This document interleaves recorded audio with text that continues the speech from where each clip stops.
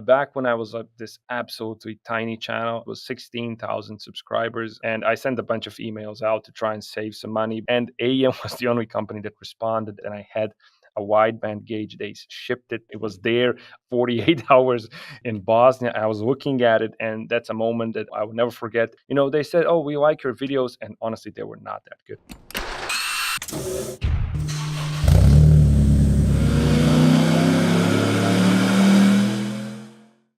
Welcome to the HPA Tuned In podcast. I'm Andre, your host, and in this episode, we're joined by the host of the Driving for Answers YouTube channel.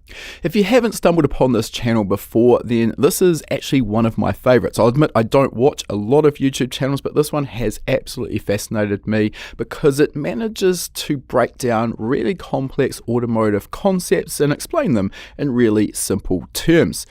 If you're wondering at this stage why I haven't actually used the host's name, it's because he wants to remain somewhat anonymous. And despite his almost 1 million strong subscriber base on YouTube, we are respecting that request. We jump into his backstory and find out whereabouts in the world he's come from and find out how he's got a very non-traditional tertiary education, certainly nothing related to physics or mechanical engineering, which is what I think anyone who's seen this channel before would expect. We'll also find how he used his automotive passion to essentially rescue him from his previous career path, one that he was not finding fulfilling. We find out how he turned this into a full-time gig and what he sees for the future. Before we jump into our interview, for those who are new to the HPA Tuned In podcast, High Performance Academy is an online training school. We specialize in teaching people how to tune EFI, how to build wiring harnesses, how to build race engines. We also cover race car setup, race driver education, and a number of other topics. You can find all of our courses at hpacademy.com/courses. They're all delivered via high definition video modules that you can watch from anywhere in the world, provided you've got an internet connection. This gives you the benefit of being able to learn from the comfort of your own place, and you can learn at your own pace. All of our courses have a 60-day, no questions asked money-back guarantee, so there's zero risk giving one of our courses a test drive. And as a podcast listener, you can use the coupon code podcast75. That will get you $75 off the purchase of your very first course. You'll find all of that information in the show notes. All right, let's get into our interview now. Welcome to the podcast. This is one that I really have been looking forward to.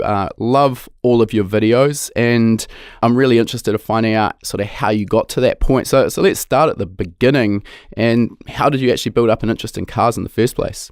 Well, when it comes to cars, first of all, thanks for having me. It's a massive honor. I want to say I watched so many of your videos. Absolutely awesome stuff. I strive to have one day that kind of quality. So I'm very happy to be here. I'm very happy that you guys invited me. When it comes to cars, cars and let's say machines and everything, that moves and that can move and has an engine has been a passion really for as long as I can remember, starting with, little Hot Wheels and micro machines to as I grew up, it sort of expanded.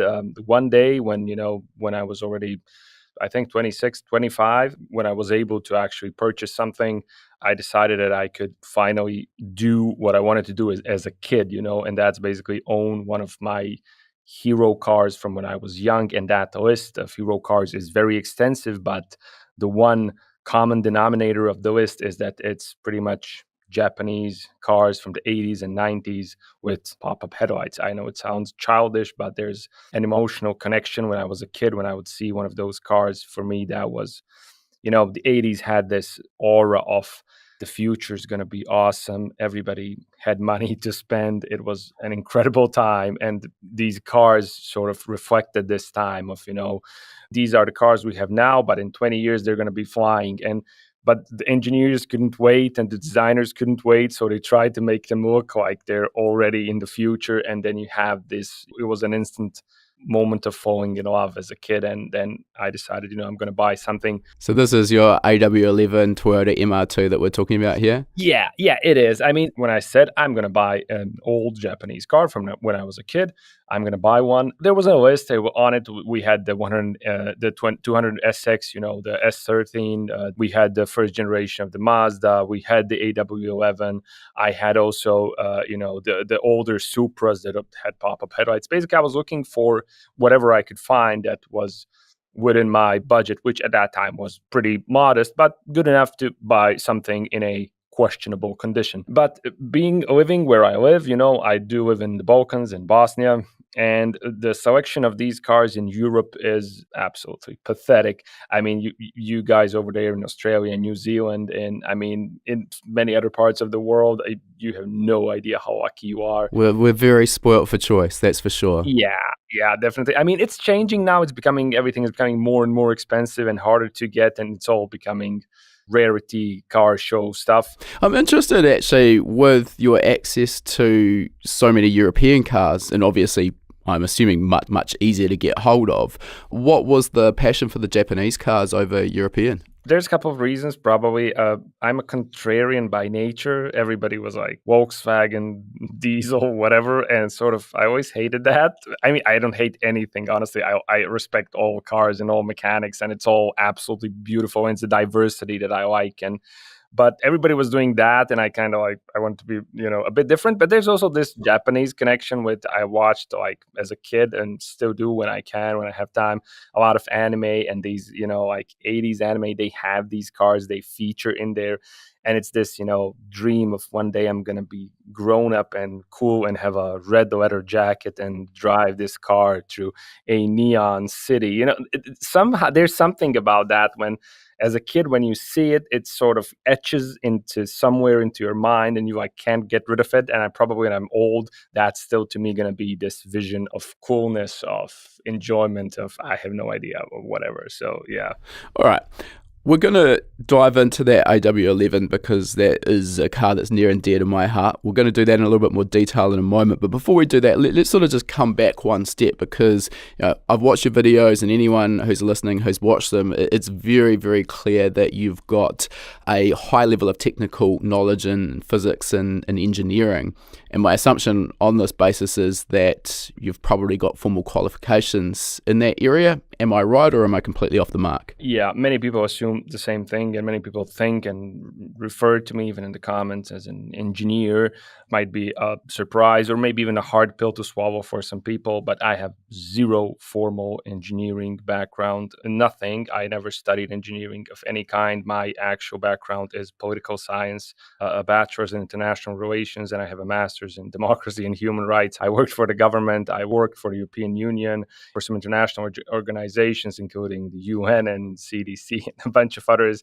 That's been 5.5 years of my career before I went full-time into YouTube about 5 years ago.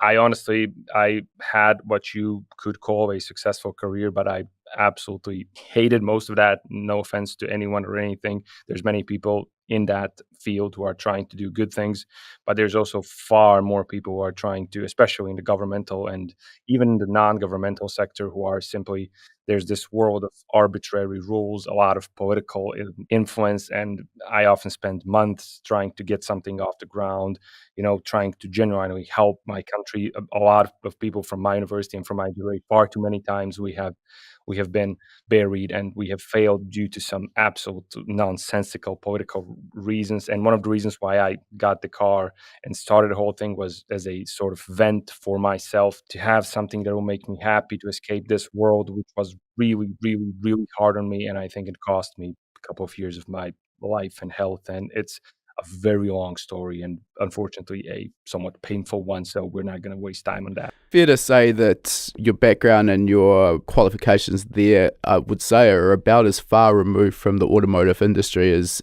you could get. We won't dive into the politics, but it does sound like it could be a very frustrating career path. But let's get into the more interesting stuff, which is your current career. Okay, so we've kind of established here you've got no formal qualifications in engineering, but your knowledge is clearly deep on these topics. So how did you build that knowledge? I mean, this is probably interesting because a lot of people, making these assumptions like I have, would sort of think, well, my time's passed. I haven't gone to university and done a mechanical engineering degree, so, I'm not going to learn these topics. clearly you could. How'd you go about it? Yeah, I mean, it's very possible that if I had an actual engineering education, if I studied engineering, it's maybe even possible and then got a job in engineering that I wouldn't like it as much as I actually do now. Because when something is your career, sometimes it just turns into what you're using, what you're doing to make money and pay the bills. And sometimes this can kill the passion. Definitely. And for me, I think that if you want to know about something, if you want to be good about something, and this is going to sound, corny and like something you've heard a million times, but it really is. If you have passion and genuine interest in this, there's honestly nothing that can stop you from acquiring knowledge and skills in that area. I may not have formal education, and I do have all respect for formal education, but I have devoured once I like bought the car and then dove into it, started diving into it. The deeper I went, the more I wanted to know. And this was just more and more. And I started, at some point, the internet wasn't enough. So I started buying actual books from, that are taught in at college and universities. Started reading that. I think that I read them faster and with more interest than if somebody had actually told me to read them, because it was just me in this world. And it was such a contradiction to my work and my career, where there's no proper relationship between income and outcome. With a machine, there is this beautiful, reliable world of, if the input is proper, if the input is correct, then the output will be correct. And that's really beautiful. If you build an engine properly, it's gonna run properly. It's gonna make power. It's gonna work. And this for me was so liberating that it's really hard to explain, coming from a world where you do tons of input and the output is nothing. And then you do it again and it happens again. And then when I got a piston in my hand, started putting it together, hey, look, this works. It's the same as in the book. And for me, this was absolute joy. And then I wanted more and more and more. And it just kept snowballing. What is this? What does this do? What does this do? As you learned. And I think what helped the videos be useful is that many of these things I had to explain to myself. And I explained it to myself as someone without a formal background. I had to explain them in a way that makes sense for me. And I did learn the calculations as much as I could, the formulas, all of that. I understood it after, struggling with it. But the basic stuff, it has to be intuitive. And this, I think, works with the videos. When you explain something, when I explain something to people, I put myself in the shoes of the other person. And I was also that other person. I think it's difficult for a lot of people who are that deep in the industry, know this stuff inside and out, to be able to approach a topic they know so thoroughly with that beginner mindset. And that's where the disconnect comes. I mean, I know as well, because I went through university, I did a few engineering papers, and some of those textbooks are pretty dry. And if you don't have a lecturer to actually break down these concepts, sometimes they're difficult. We do, however, live in a time where there's never been more information freely available. There's a couple of elements I just wanted to add in here as I was sort of listening to you tell that story. And to sort of turn this around and bring it back to me, this is something I have mentioned a couple of times on the podcast, so regular listeners will have already heard this, but I went through university and I started doing an information systems engineering paper which involved programming. And at the time, I was like, this is literally a foreign language. I do not understand this. My brain absolutely doesn't work in this way. I actually changed majors and moved away from programming. And that's a topic for another day. But later in life, I started working on the Motec M1 platform, and they were kind enough to give me a development license, which gave me access to build, where you can basically write your own firmware. And I was like, all right, this again. But at this point, I had a need that I wanted to fulfill, which was I wanted to write a flex fuel software package, which didn't exist at the time. And it's amazing when you actually have a reason to learn something. All of a sudden, I actually managed to figure it out. I mean, hey, anyone who is actually a programmer would look at my code and go, what is this guy up to? It was messy, but it got the job done. But, just when you've actually got a reason to learn something, everything all of a sudden becomes, I was real passionate about it. There was weeks where I was like working till 11 o'clock midnight, playing with code, simulating it, seeing how it worked. Oh, that didn't work, it's crashed or whatever, it wouldn't compile, and I actually really enjoyed it. The other element I wanted to mention there, which you were just sort of referring to, obviously we do similar things with our videos on technical topics, and There's been a lot of times where there'll be something I know and I take for granted, be that engine building or tuning or wiring, and you don't really think too much about it. The second you actually have to record a video on it and explain it thoroughly to someone, it starts you second guessing what you think you know, and then you actually have to go and research and make sure, hey, was this assumption I've made actually accurate all along? Okay, this is how it works. All of a sudden, like, I know that topic better than I did before, because if I don't know it that deeply, I'm not going to be able to teach it. So just a couple of things I wanted to add in there. And I mean, obviously you've come at it from a very similar perspective. Key takeaway there, though, I think, is for those who want to learn engineering, as you've mentioned, clearly there are options that are viable outside of tertiary education.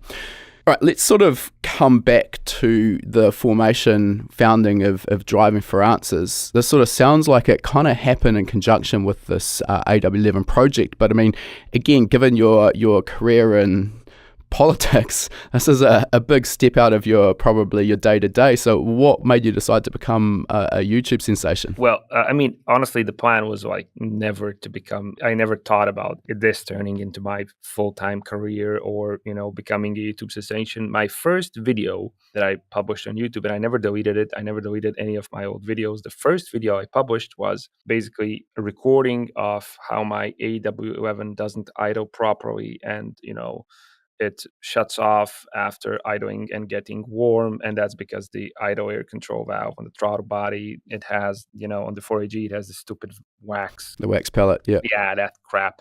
Anyways, I didn't know it back at the time. So I made this recording just so I could show the guys on the forum how it doesn't work, right? And so maybe they can help me diagnose the issue. That was the first video. And I did start. Some people might remember this from the very early days, and I still get sometimes people in the comments who say, I remember this channel from when it was a blog. And when I see that, that's like, I don't know, I want to take the guy out to a beer or a coffee or something, buy him. I mean, people have no idea how encouraging that is when somebody tells me that basically they've been watching for like, what, I don't know, 9, 8 years. They've been around, they've seen. That's like, I don't know, it feels like a friend in there, because the more the channel grows, the more there's the disconnect from the community, and these people who are there, who are actually they are the gems. When I have familiar faces in the comments, and I remember them, and they are what keeps me from not banning commenting under my videos, because sometimes YouTube, it's unreal. So basically, the car, I picked up the car, I bought it. This was an absolute insanity impulse buy, probably the craziest thing I have ever done. The car was like 300 kilometers away from I said I was going to buy a car. The car is going to save me. I'm going to work on the car, and that's how I'm going to survive my 9-to-5 job. That was the plan. The car was supposed to save me. I found it. There were 2 AW11s in my country. One I didn't like. The one I bought, I thought it was good. I mean, I had not seen it properly, but then I found a random person in the ads to drive me to the city, which was like 300 kilometers away. I went there and I said, okay, I'm buying it. I opened up like the oil cap to see if there's like mayonnaise on it. Like, let's hope it's not a bad head gasket. I looked underneath it. It wasn't rusty, and that's it. And the car wasn't started for like 3 years, and I drove it back. And it drove horribly. The gears couldn't shift right, but I was incredibly tired, and the car belongs to like a beekeeper, and there were like traces of like parts of, the honeycombs and everything everywhere around the car. It was craziness. I sat into a car that was not functional. We just put a new battery in it. The oil was like, I think 5 or 6 years in it, and the local mechanic couldn't open the sump bolt, to drain it. So we just kept it in there. I drove back, and when I came home, I just like fell asleep like instantly. I saw the pillow and I just fell asleep. It was craziness. But so honestly, the most incredible part of that story is you said that the car didn't have any rust, because early 80s, 90s Toyotas, one thing they did incredibly well, at least in our country, was rust. And I had an AW11 and it fell apart from rust around the engine, unfortunately. Yeah. So, I mean, sounds familiar, honestly. Most of the cars, that's exactly the reason why they died. This thing was this beekeeper guy. He bought the car. He had like a shed, which was very dry, very nice. And he just put it in like, it's not a proper shed, but it's covered, it's closed, it's an enclosure. He just put it in there and he like didn't start it for a couple of years. He would drive it. He didn't want to pay the registration for the car. So he would just drive it like a few days, every year. And I think that's what saved the car. That's why it has, minimal rust here and there, like all of these cars, but it wasn't terminal. I've seen before that a few cars, a few old Nissans and stuff. I mean, they were all, but the sellers are amazing. This whole community is incredible. It'll buff out. It'll buff out is real. When I was there, I mean, yeah. Anyways. Nothing wrong with a little bit of optimism. Yeah. So, again, we'll dive into this car build in a bit more detail. I'm still interested sort of at what point did you go from posting a video on YouTube to try and help explain on a forum why your car won't idle to sort of thinking, hey, there might be something here and there's a problem that I want to solve? So basically, the channel transformed at one point. Initially, I started with like a blog where I wanted to document my journey with this car. I really don't have any friends or, acquaintances or even family who's into cars to the extent that I am. You have the odd person that like knows, how many horsepower a particular car has and what is fast and what is not, but that's it. That's where it ends. They don't know. They don't go, into the crazy realm. So anyways, I made a blog so I could share basically this little journey. And then I started documenting it with videos, and it somehow quickly I moved away from the blog. I kept writing from time to time, but somehow the videos were, to me, for some reason, I really don't know, but a more usable format. And it conveys more. It conveys sound. It conveys, image. It conveys what's happening. You can tell a story. So in the beginning, I was just documenting, like I was restoring a few parts. You can still find these absolutely ridiculous ancient videos shot with like a ridiculous camera. It's like me in front of a wire brush for like 2 minutes. It's unwatchable. But I thought, this is fun. I can record this. Look, I made this part look so much nicer. So, and then I realized, okay, this looks horrendous. Maybe I should talk in these videos and like give some sort of background, like explain what's actually happening instead of just shooting like, pictures with a bit of text, underneath. So then I did that, and then sort of the community started, appearing. Random people would write something, hey, I have the same car. And I was like, when I saw the first comment, I was like, oh my God, somebody's actually watching this. And there was a moment when I saw the first comment, and I remember a guy from the US, and he was one of the first people who subscribed and commented. And the moment I saw the comment, I was like, I'm going to delete all of this because I really thought nobody was watching the crap. I would saw like 10 views on a video, and I'm thinking, okay, 10, whatever, it's like bots or something. I just didn't care. But when you see the comments, and then it becomes real. And then I said, okay, I'm going to keep doing it. And then slowly you start noticing what's wrong about the videos, and then you try to fix this and that. And the more feedback, it's a vicious circle, but not a vicious circle in a positive way, a vicious circle. It's like the more feedback you get, the more you want to provide, the more you want to sort of give back, and then you get more feedback on that, and then you want to give even better content, and it just keeps rolling. I think I'll just interrupt you there for a second, and I know exactly what you're saying. I mean, first of all, everyone has to start from somewhere. Anyone on YouTube doesn't sort of instantly jump into YouTube and have a perfectly polished presentation and everything's just perfect. That's ridiculous. But one of the very first course that HPA recorded, and still I'd say probably our most popular, is our EFI Tuning Fundamentals course. And back when Ben and I had founded High Performance Academy, it was kind of a test the waters and see if there was a demand for what we were producing. So at the time, I was still running my tuning business as well. So this was very much just sort of on the side. And a lot of people probably haven't heard this story, but at the time, Ben was actually living up in Auckland, which is about 800 kilometers from where I was. And I'd fly up or he'd fly down. So the very first course was recorded in the living room of his flat.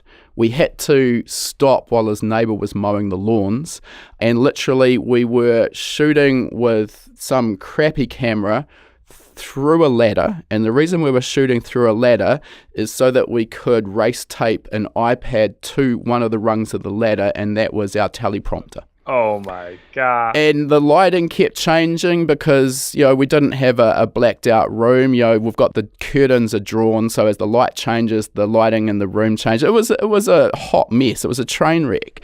But what it did was it showed that, we've got proof of concept, this thing works. So then when we decided to go full time, we re-recorded the entire course because now we actually had something of a studio. It was very rudimentary, but it was better. And that brought our level of quality up again, both audio and the video. And then we grew, the team got bigger, we had dedicated animation graphics specialist on team, we've got a crew of video editors, and then we record it. So I think we're on either our third or our fourth iteration of that course now, each time just polishing the edges and making it just that much nicer. Now it's got nice engaging B-roll and animations of the topics. But we couldn't have done that at the start. So you have to start somewhere. And I think one of the things that holds a lot of people back, and this isn't just on YouTube, is striving for perfection as opposed to settling for good enough. Get something out there as a proof of concept, and then you can polish it later. Anyway, sorry, I digress. Let's get back to your story. At what point did you start sort of seeing that, hey, there might actually be a career path here on YouTube to sort of make a full-time career in? The breaking point was when I was sort of finished with the build, and I sort of ran out of things that I thought were, good ideas to shoot about the AW11. So basically, up to that point, the channel was just me and the AW11 and my build. At that point, it was the bike carb conversion. What sort of subscriber numbers did we have at that point, just to get an idea? That was around 50,000 subscribers. Okay. Okay. So that's sort of where, and I realized that I could keep shooting videos, but I really never wanted to go into this sphere of, let's say, vlogging content, or now I'm going here, now I'm doing this, now I'm at this car show. Believe it or not, I'm in my entire life, I've been at one car show. So, I mean, all of it was, I didn't want to go into shooting this personal content because I never thought, the channel was about me or about what I do or how I do it. That's just my personal opinion. I really don't enjoy that particular content that much because if I want to see what somebody's doing, I try to meet in person, have a chat, let's do something together, let's experience it. So I didn't want to shoot that, and I'm probably not really good at shooting that content either because I sort of don't feel it has any value. Maybe I don't know. This is a lot of personal subjective opinion, but there was this key point where I said, maybe I don't have to talk just about the AW11 and what I do in the garage. Maybe I can talk about other engines. It sounds like very basic and something that I should have realized ages ago. But for me, this was like, hey, I have the right to talk about whatever I want to talk about. And that moment when that clicked in my head, I realized that there's a million of these topics that I read about and that I explored and that I enjoyed reading about in the evening or at other points. Sometimes I even wrote like tiny, for some of my videos, I had pretty much ready-made scripts because sometimes when I would read about something and try to understand it and research it online and read about it in a book, then I would write like little notes, like basically in Word on my PC. I would write, this is how it works because sometimes I have to write it down, an explanation with my own words so that I don't forget what it is, how it works, because I have to have this something that makes sense to me. And most of these stuff I used in the videos because these are really, I always try to have an intuitive explanation and I try to imagine like I'm explaining to a person that knows zero about engines. They just want to understand this and they came from, wherever, and let's assume they have zero background. And I'm going to try and explain this to these people because this is what I was at some point not too long ago, maybe just a few years ago. And then I started the Iconic Engine series. My first video that was not about the MR2 was me, like I think it was on a couch or in my kitchen or somewhere. Audio video was still, 2 out of 10. But I shot a video. The first Iconic Engines video was about the 4AGE engine. I had to spend zero time researching because far too much time on that engine. And I was really surprised by, okay, it took me one day to shoot this video and hook. It's nice content. Maybe this is useful to somebody. My goal was to create a video because I remember when I was researching the 4AG when I first got the car, I spent months, typing this, what is this? And I decided, you know what? I'm going to make a video when somebody who's going to start researching this engine, he buys the engine Let's let them watch this one video of 24 minutes, and let them have like 80 or 90% or as much as humanly possible in one video. That was the goal. And I made a video. I had no idea what was going to happen. I uploaded it, and there was this like swarm of comments and people, oh, this is so useful. I was like, I can't believe this is useful. And, people were saying, oh, we should do other engines. And then I started doing other engines. And then from the engines, I realized, okay, I don't have to talk just about engines. Maybe I can talk about general mechanical concepts because that's really fun. And then basically, I just sort of needed to give myself permission to talk about stuff that I really like and enjoy. So it's getting that confidence to break out of what you were sort of known for at the time and what you were confident in, and starting to have that confidence to move into these other topics. Yeah, I mean, you could say it's confidence, but it's not just confidence. I thought that I don't have the right to talk about these topics, mostly because I thought that, I'm not some sort of professor. I'm just a random guy. I can't talk about this stuff. I don't have, because I was really very traditional up to that point in my brain. I didn't watch a lot of YouTube. I really didn't understand how, let's quote unquote say, this new world works. And then I realized, hey, basically everybody on YouTube is just some random guy. I mean, who cares? I don't have to have any sort of certificate to talk about this stuff, and I really like this stuff. Unfortunately, I find that is both a blessing and a curse, because yes, you're absolutely right, and you're doing it with technically correct information that is actually teaching people how things work. Unfortunately, I think with YouTube now, anyone with an iPhone and sort of the time to edit a video is able to put content out, and that unfortunately gives us a lot of questionable content where technically they are incorrect, but people will believe it as gospel because it's on YouTube. So that is a problem. Definitely. I mean, when I was back on the forums, and I remember there was a guy who was on the AW11 forums, and I started doing videos a bit. And I remember he told me, and this was like a really tough thing for me to swallow, but I said, I had to digest his thing that he told me at the forums, but I was like, screw you, you're not going to stop me, because who are you? Because I remember he told me, what you're doing on YouTube, he says, this is what I think is the pinnacle of human stupidity and what will lead the human race to ruin. And then he referenced the movie Idiocracy. And then he told me, you know what? How can you talk about something that you don't know? But I said, you know what? I did it. I experimented with it. I broke a few of these parts, and then I did it right. And then I made a video, and it's useful. And when I make something wrong, and I did have some mistakes in the old videos, I would delete a video and publish it again, correctly. But he was totally against YouTube and social media concept and everything. But you're definitely right. There is a lot of, but that's unavoidable. Even if you look at books. I mean, if you look at books, I have bought engineering, quote unquote, engineering books, and I'm not an engineer, but I'm confident some of these books are junk. I mean, they're horrible. I mean, the way they explain things, it's absolutely horrible. Some of them are published like 2015, 2014, and they are using antiquated concepts, technology that's been abandoned for like 10 years, and they are saying it, oh, this is how it works.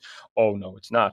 But of course, social media, you have this massive flood of information. But I think ultimately it is fair because the junk doesn't last. It can't. It's there. It can create a sensation. It can create a little firecracker, a little boom. But eventually, enough people will tell you, people don't listen to this guy. He's insane, whatever. And it just sort of starts sinking, and it gets forgotten and dies. I 100% agree. Sort of through almost crowdsourcing, you're starting to see those who are producing good content rise to the top, and as you say, the rest get pushed down.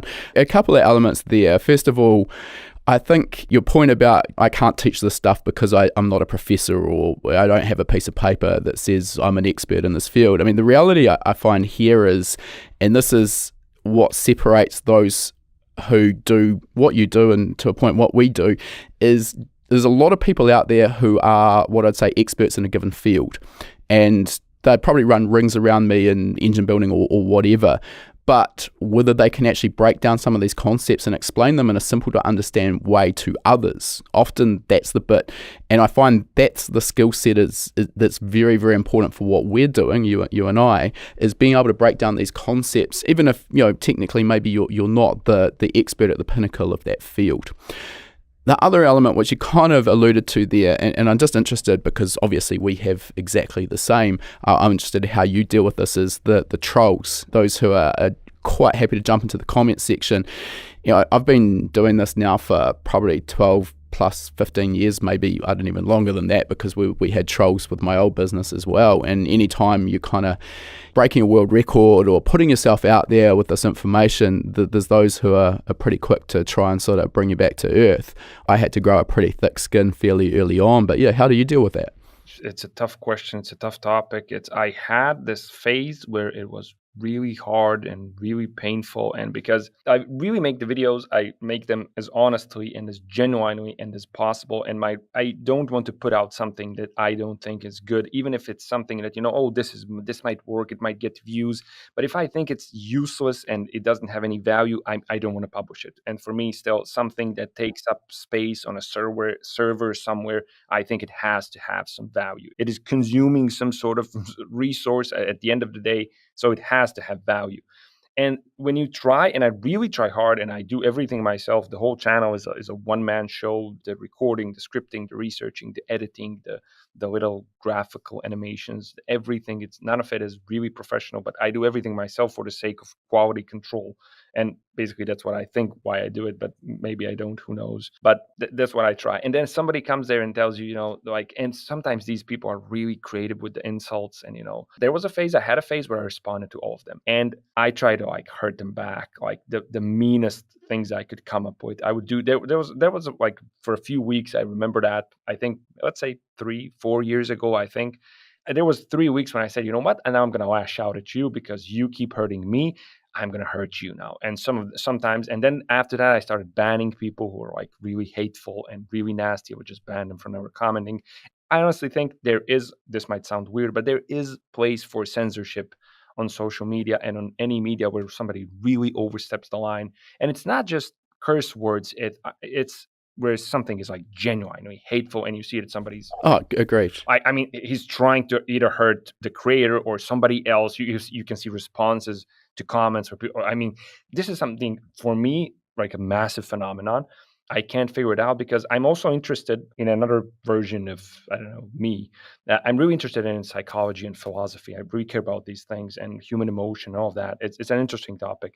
And I'm trying to understand these people. I'm trying to understand the motivation behind this. For example, let's say I find a video on YouTube and I open it and I don't like it. Honestly, I'm not pretending to be a saint here, but I'm just going to click away. 100%. That's what I've never understood, is someone who will watch a 15-minute video to comment about how much they hate it. And it's well, if you don't like it, there's no one actually with a gun to your head forcing you to watch these videos. I think the other thing is the internet and social media in general is given this level of, you can be anonymous, and it's really easy to hide behind a laptop keyboard and say things that you would absolutely never consider saying to someone's face.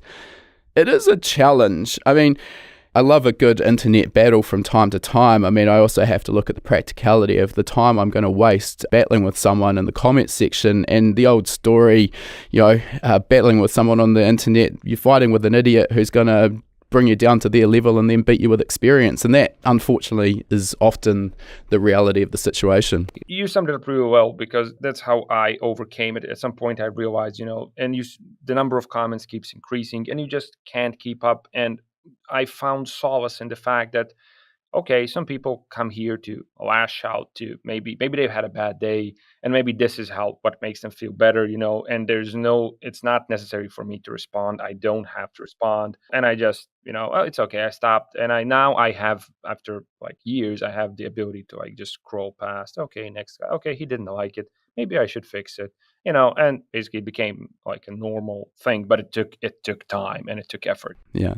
I mean, I think also there are some constructive feedback comments that maybe aren't worded the best and can look insulting.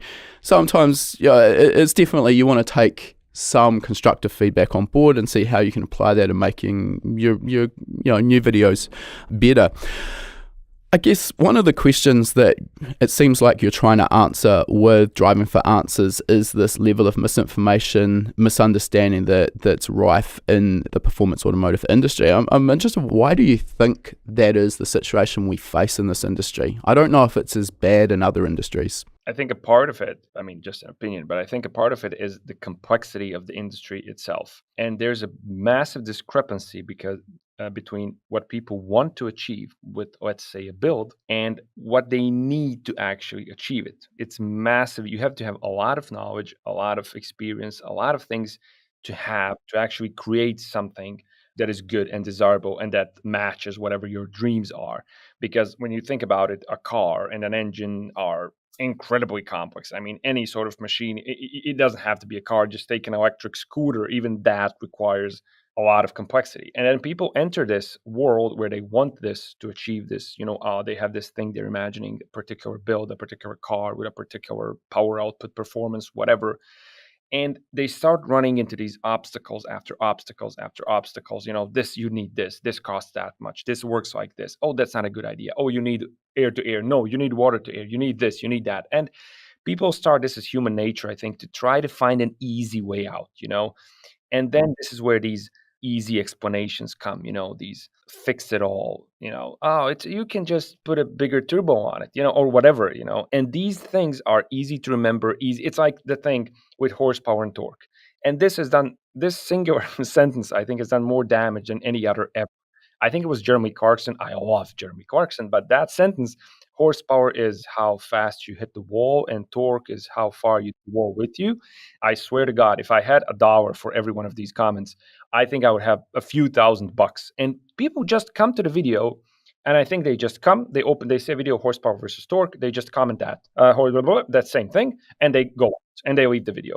Because this is easy to memorize, it's fun, and it saves you the trouble of having to think and understand. And it's this easy little tiny little religion, that you can just outsource your brain to that sentence. You don't have to think about it anymore. It fixes it. This is what you can remember. It's the wall. It has to do with the wall, and that's it. And I think stuff like this, unfortunately, it's like bacteria. It grows very quickly. It reproduces incredibly quickly, because most people, I think, in human nature, people hate thinking. I mean, some people like thinking, but many people hate thinking because it's painful having to, think and decide and process this in your mind. So it's easier to just remember this quick thing, and there's a million sentences like this, hit the wall, push, think. And I think they just spread, they're a virus. And yeah, absolutely agree. A little bit out of sort of order here, I was going to jump into just talking about some of the topics that you've covered in some of your more popular videos that are sort of up around that 5 million view mark. And horsepower versus torque, seeing as you've mentioned that, it's one of them. Don't worry, we're coming back to the AW11. I haven't forgotten about it. But this is something that I think is such a misunderstood topic. Maybe Jeremy Clarkson does have something to answer for here, but I think back to my days running a tuning workshop, and quite often, once a month or more, you'd have a customer come in and they'd say either one or two things.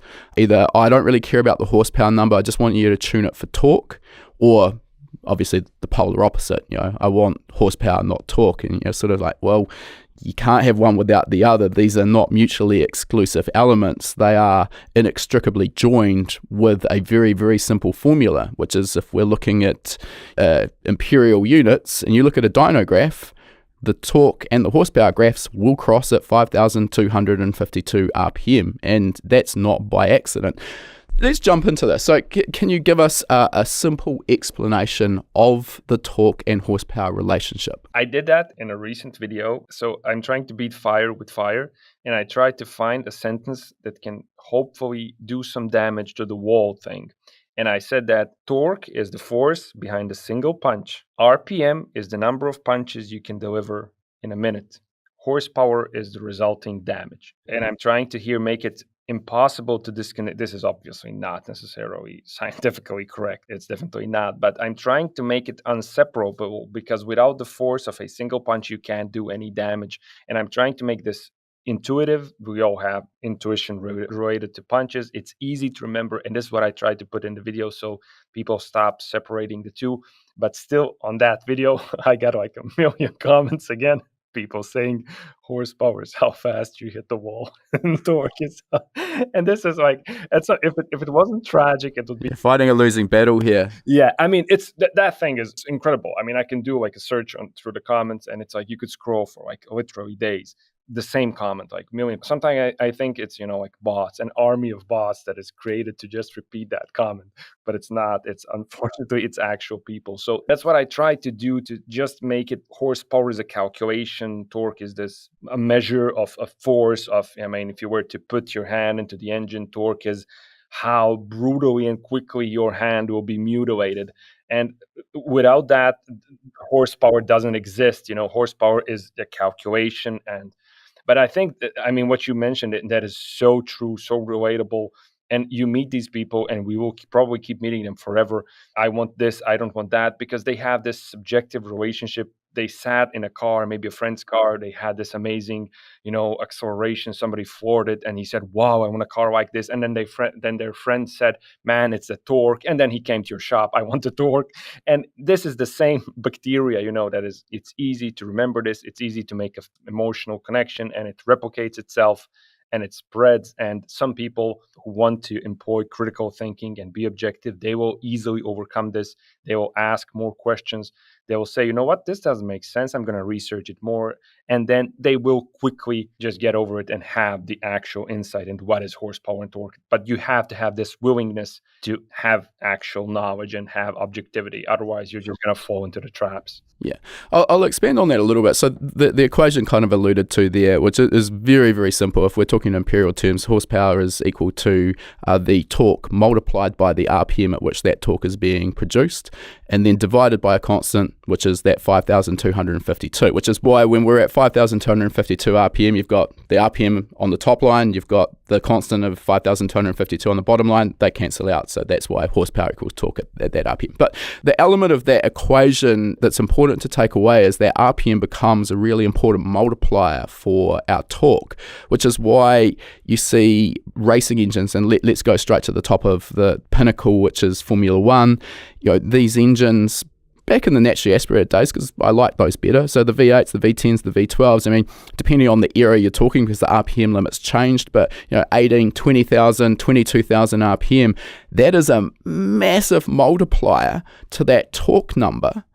And that is why they're actually not making very much torque. It's a relatively modest amount of torque, but they've got such a high RPM where they're making that torque. And that's why these naturally aspirated 2.4 litre engines are making 800 horsepower, whatever it may have been. The element that's important to understand, I think, when we're thinking about this is we can't just sit behind the laptop keyboard and say, all right, well, my stock 4AGE, or actually what I want to do is make 800 horsepower from that, so we're just going to rev it to 20,000 RPM. Clearly, that doesn't work. Every element of the engine is then optimized for high volumetric efficiency in that RPM range, which really is airflow. The more airflow we can make, the more torque we can make, which is why if you look at a volumetric efficiency table, the shape of that actually looks very much like the torque curve on a dyno. So simple terms, I say torque essentially is airflow. So if we want to move the torque curve up towards the top end of the RPM range, that's not a tuning element. If we've optimized everything, it is what it is. It's a mechanical design element. As a tuner, our job is just to give the engine what it wants. So in order to move that torque curve dramatically, we actually have to make mechanical changes to the engine. Maybe that's just advancing or retarding the cams, that will help, that will move the torque curve. But at the top end, you're sort of going to need a completely different cam profile, probably modifications to the head porting and everything else. But I digress a little bit there. That is probably one of the most misunderstood topics that I see in the world of engine tuning. And realistically, it is, when you get down to nitty gritty, quite a simple concept. Now, we're ducking and diving around a little bit, but I do want to come back to this AW11 build. We've talked about it briefly, but I want to get a bit deeper into this. Now, I've watched a bit of this, and I kind of know a little bit about what's gone on. One of the interesting elements that I wanted to ask you about is your engine choice, which is a little, as I would say, unconventional with a 4E FTE. FE, sorry, not T. You've turbocharged it. We'll call it a TE now. But it sounds like when you purchased that AW11, it had the factory fitted 4AGE, which is a very well-known performance engine. So I'm interested, there's a variety of combinations, 7AGEs, 20 valve head swaps, all of the other options. Why the 4EFE? Okay, so there's a couple of reasons. First of all, we have to put it into context, and the context is that the 20 valve stuff you guys have, for me, I first have to get it into the country, and to get it into the country, I have to pay like customs and shipping and everything. And then when it comes in, then at the customs they say, "Oh, why do you need this?" And I say, "Oh, it's for an engine." I mean, Europe is becoming, even though Bosnia is not the EU, Europe is becoming ever more prohibitive to this sort of getting in engine parts. When you get in ahead, sometimes if you're unlucky, they're going to ask you, "Oh, what are you going to do with this head?" And you say, "I want to replace it." And then they ask you for a confirmation that you have the actual engine that the head comes from. You have to bring it demonstrates somehow that you have that same engine. I mean, you can get around it. So basically it was cost, it was the difficulty of getting this. And then I bought a 4AFE just to use the block. Okay, so that was the initial thing. I would say, I'm going to build a 4AGE. I'm just going to turbocharge it. I know this engine pretty much inside out, so I'm going to stick with this. But then when I bought the 4AFE, and this is a second generation 4AFE, it's not the very first generation one. It has a different, like, all silver valve cover. The first generation, it's like, in terms of performance, it's completely useless. I mean, I think no matter how much money you pour into it, it's not going to do anything. So I saw the second generation. I looked at the ports. I made out a video about this, explaining sort of my reasoning. And context one is cost and availability. 4AGEs are now incredibly rare, really hard to find. And I had one. The bicarb was clean. I didn't want to touch it. I said, I'm just going to take it out as is together with the transmission. And I looked at the 4AFE. The second generation came from the UK that I got, from a junkyard. Somebody bought basically a whole car, took it apart. I just bought the engine. And I looked at the intake ports, and I really liked them. And I liked them because for me, it's very obvious that they are more modern than the stuff on the 4AG, especially the early generations. I'm excluding here the 20 valves, but the early generation 16 valves, the red tops, the big ports, you can see this is sort of the engine performance thinking from the 80s. You have gigantic ports which have like massive potential amount of airflow. This is what you just talked about. You have massive potential amount of airflow, which is achieved at what, 6.8 thousand RPM. But below, you have, when you don't have this at low RPM, you do not have the potential for this, and you have obviously pathetic torque. And these engines 4AGs really suck in terms of torque below like 4.5. And this is why you have the TVIS system installed, which is sort of like this little band-aid that closes off half the port. So it tries to achieve some sort of air velocity, because you really don't have air velocity because your port is this big. It's like giant. And then I looked at the 4AFE, and you see this much more modern thinking where you have a smaller port. This engine is not designed to rev crazy high, but I can fix that. I can change the bottom end. I can put in different rods. I can put a 4AGE crank. But I have this very nice little intake port, which is treatable. I'm going to port and polish it like absolutely minimally, just remove the casting flash. And you have this, and this thing is going to help with responsiveness. It's going to build torque early on. I'm building the car for the street, for something that is, I'm not going to race anywhere with it. It's for me to have fun with on a good road. And I said, you know what, this makes sense. The cams, what's not really good with the cams, of course, is that the cams are geared together. So you don't have the sort of adjustment options in terms of cam timing. It's the same thing, I think, on the UZFE. I think it has the same thing. Exactly. The V8, Yeah. it has the same thing. So, but I said, you know what?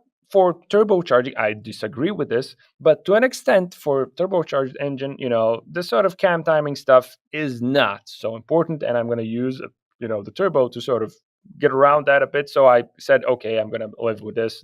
I can't adjust the cams. What I did get, what's really nice with the engine, is that the intake and the exhaust cams, they have like more lift than the stuff that came in Europe, because UK didn't have some sort of restrictions at that time, and the exhaust manifold is completely different.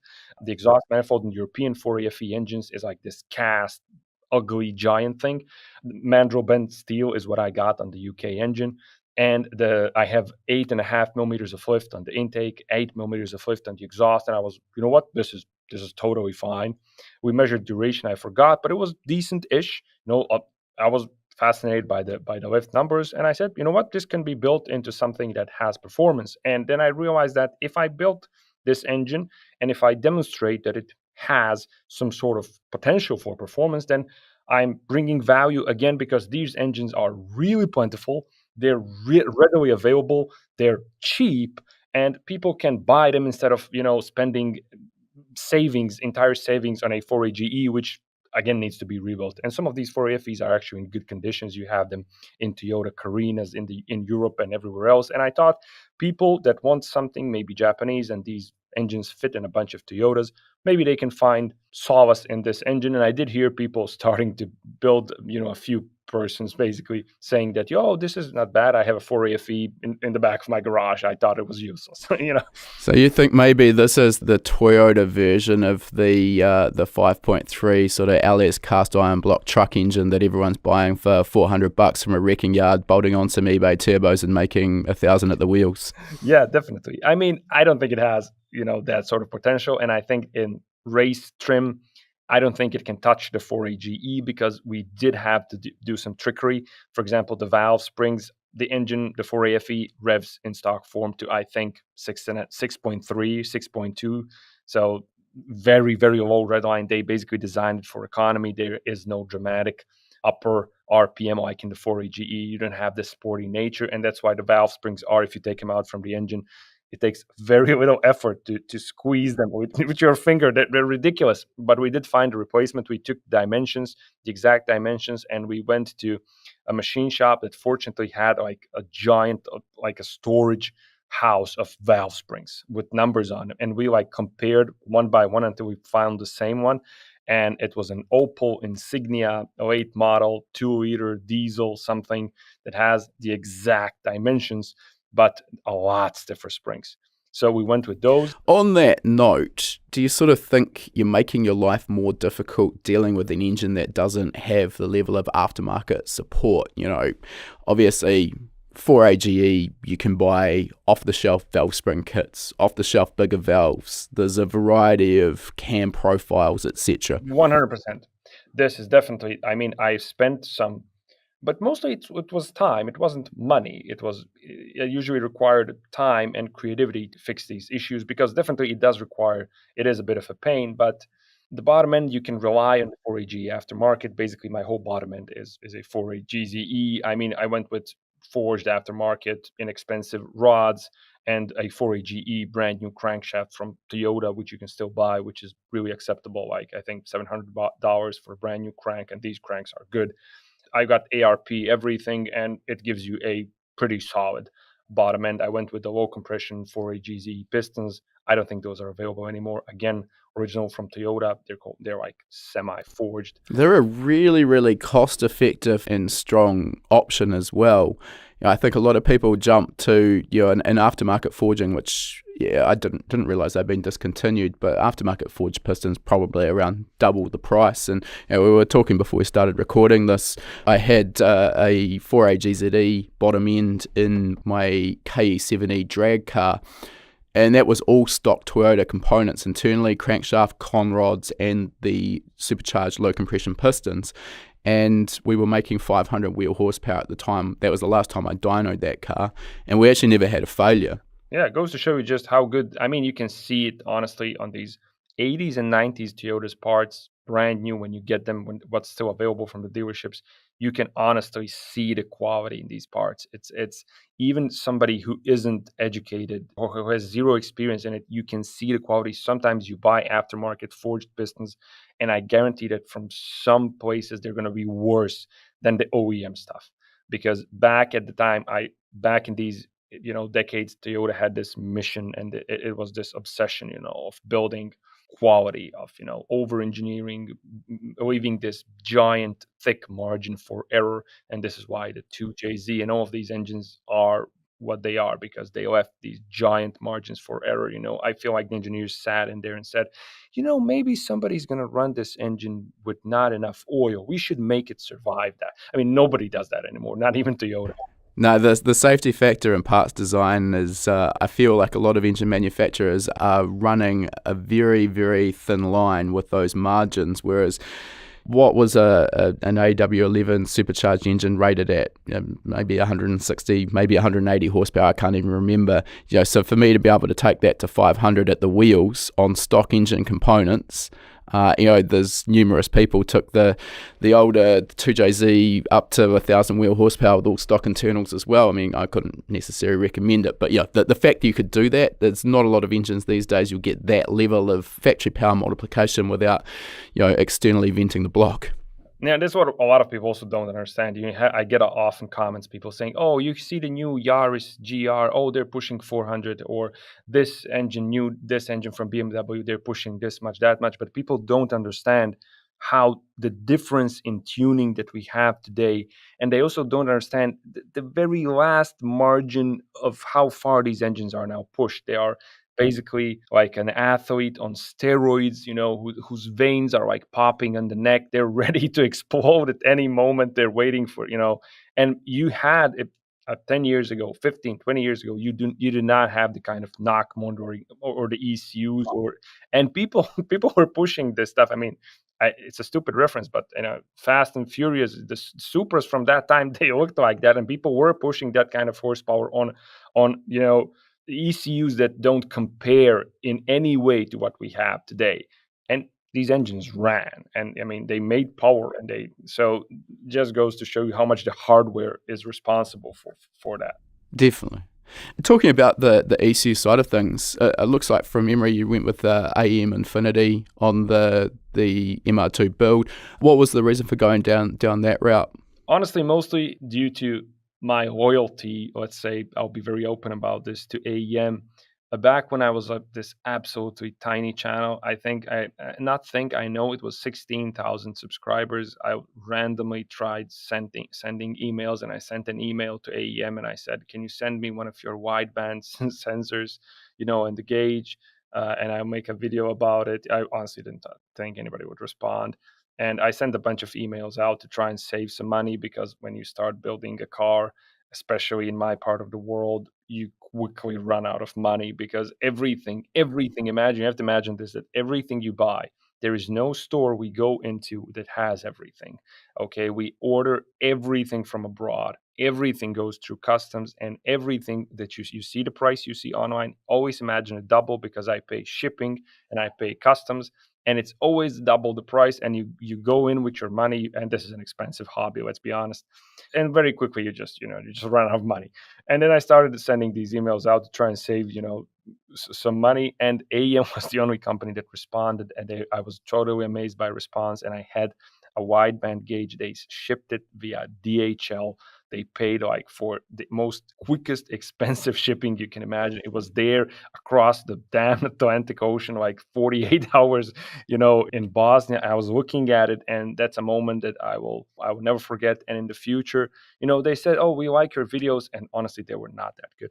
And they said, "We like your videos. It's nice content. This is usable. We can send this, to people who want to see how to install the product. So if you want something in the future, we will try, to meet you, make your demands." And honestly, and when the products arrived, I saw, it was a good product, and I was like, okay, I can install this in the video. I'm proud to install this because it's actually good, and I personally believe that this works and it's good. So I was happy there, and in the future, whatever they sent, everything was good.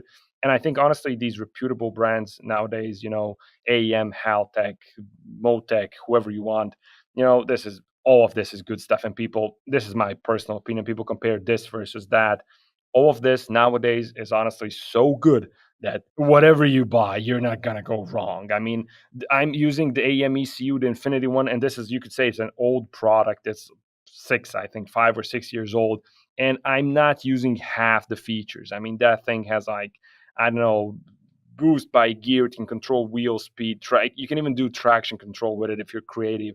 So many features, and all of these ECUs, when you put them side by side, they all have it.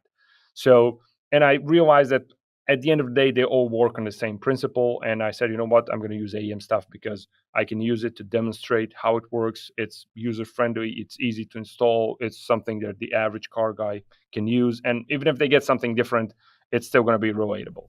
Yeah, I think you did right there on the fact that we're actually spoiled for choice now with the selection of modern ECUs. And I don't think, with probably a couple of exceptions, there's not very many bad options, particularly the mainstream popular ones like you mentioned. I'll chuck in there probably Cyvex, maybe Link. I'm undoubtedly forgetting a few. M-Tron would be another one. I mean, they all are going to run your engine and do an exceptionally good job of running the engine. It's only when I think you start getting involved in, sort of higher levels of motorsport where you start wanting some of the more intricate functionality, such as maybe paddle shift or gear shift control, traction control, launch control. All of these ECUs that we just listed probably have those features, but I've said this before and I'll say it again, there's traction control and then there's traction control. They're not all created equal. One will stop the wheels from spinning, but you're going to be slow. Another one will limit your wheel spin and control it, and you're actually going to be faster around a racetrack. But that doesn't actually matter for everyone. In terms of learning how to actually use the AM Infinity and tune your MR2, how did you build up that skill set? Because, again, this is where we came from and sort of started. There was precious little information out there about tuning before we started making our courses. And I know that when I started my career 20 plus years ago, that was a challenge. I was forced to learn by trial and error. When it comes to tuning, the beauty of ECUs and software is that ultimately they reflect reality of how an engine works, especially now with V tuning, what we have. It's not pulse width anymore. We have, again, the luxury that didn't exist, 10 years ago, 15, I don't know how much. But once you understand the fundamentals of the engine, you understand the fundamentals of how the tuning software works. When it comes to actually learning the ins and outs, most of this stuff, there's like massive online resources. Even the instruction manual that comes with in AEM, if you actually read it, it's really useful. And hard to believe, right? Yeah. Just read the manual. No, see, it sounds silly, but when you read it, okay, most of that stuff, okay, this is that. And to be honest, once I plugged everything in, the wiring is the big part of it to do it. And for me, that was the first full wiring job that I tackled from scratch by myself. I was involved in a few other projects, but usually my part was a small little part of the project, a task, maybe, do this, do that. We made some decisions, but this was something that I did completely by myself in terms of wiring from start to finish. And I decided that, that has to be done in an organized manner as well as I could. And I was amazed by how unorganized it came out at the end, despite my willingness. And this really amazed me as a skill, how much experience you need there and how much it needs to be approached. I was certain I was doing it right, and it works. Everything works, but it didn't turn out as pretty as I hoped, and as tidy as I hoped, and as serviceable as I hoped. What I've seen is that the two areas that really capable enthusiasts to shy away from doing on their own projects, one is the engine building and the other is the wiring. Now, I kind of get the engine building side of things because on face value, there's a bit that goes into it, and obviously there's some machining work that's required. The wiring, I think, is one of those things where it's actually, I want to say it's easier than most people think, but I think the part that puts people off is when you're dealing with electricity, you can't see the voltage, you can't see the current, you can't see the resistance. These are terms that are a little bit obscure, and it's difficult for people to wrap their head around. But once you actually understand that, it is actually relatively basic. The two things I think are most important in an area that people would go wrong is an eagerness to just jump in and start making the wiring harness. Let's get some rolls of wire here, some side cutters, and crack on in.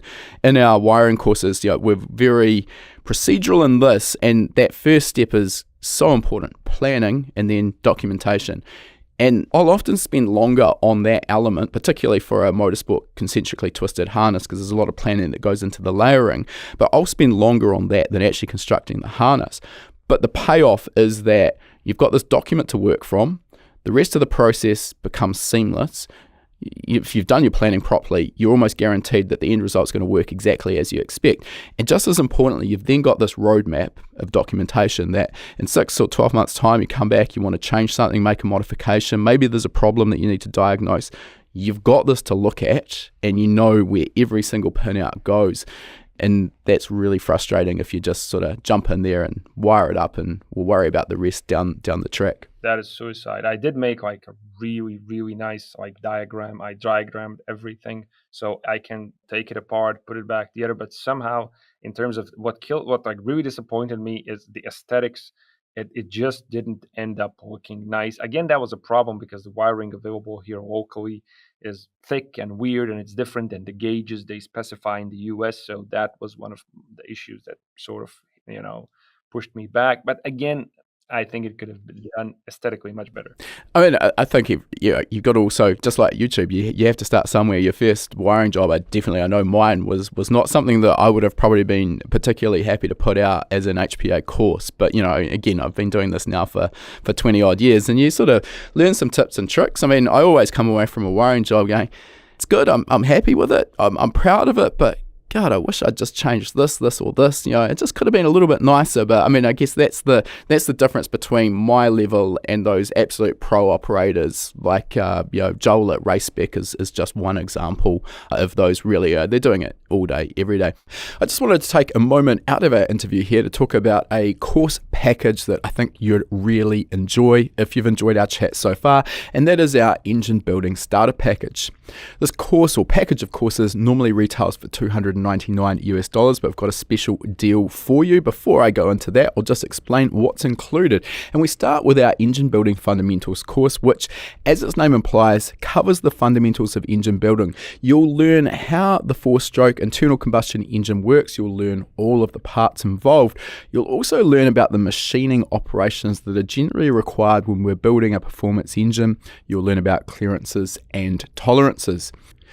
Next up, we're also including our practical engine building course that builds on the knowledge taught in the fundamentals course, but this time goes deep into the practical skills you'll require for actually building your own engine. This is a generic course, so it's not based on any particular engine. Doesn't matter if you're building an LS3 with a supercharger, a naturally aspirated 4AGE, a 2JZ, or anything in between. This course is perfect for you. We know that when you get all of your parts back from the machine shop, it can be a little bit daunting knowing what to do first and what order to progress in. And what we've done is broken down the entire engine building process into the HPA 10-step process. By doing this, each of those individual steps is relatively quick and easy to complete. And by the time you get to the end, you're going to have the confidence that all of the parts you've selected are perfect for your application, as are the clearances and tolerances inside the engine, meaning that when it comes to start the engine for the first time, it's going to deliver great power, great torque, and most importantly, great reliability. This particular course is broken down into two parts though. We've got the practical skills that you're going to need to learn. We've got the 10-step process, and then we've got a library of worked examples, which is where you can watch that 10-step process being applied in real time on a real engine building job. And here we vary the type of engine that we're building in order to give you experience on a broad range of different platforms. The next course that we are including in this package is our How to Degree a Cam course, and this is probably one of the more common upgrades people make when building a performance engine. This can be a great way of extracting more power and torque from your engine, but getting the best results out of an aftermarket cam does require the cam to be installed and degreed correctly. And this course will teach you how to do exactly that. Again, we've included a simple 6-step process that you can apply irrespective whether you're building a pushrod V8 or a quad cam V12, and as usual, a library of worked examples so you can see exactly how that's applied. This package also includes 2 full years of gold membership. That'll give you access to our private members-only online forum, which is the best place to get trustworthy answers to your specific questions. You'll also get access to our weekly live webinars where we choose a particular topic on engine building, tuning, or wiring, just to name a few, and dive in deep for around about an hour. If you can watch live, you can ask questions and get answers in real time. If not, though, you can review our webinars in our archive where we've got over 300 hours of existing content. This is one of the fastest ways to expand your knowledge on a wide range of automotive performance topics. As I mentioned, this package deal is usually $299. You can use the coupon code DRIVING100 and that will get you $100 off, bringing this package down to just $199. This is amazing value for money, but there is still absolutely no risk with trying it out, because if you purchase and for any reason at all decide it's not quite what you expected, let us know and you'll get a full refund of the purchase price. We'll put a link to that course package as well as that coupon code in the show notes. For now, let's get back into our interview.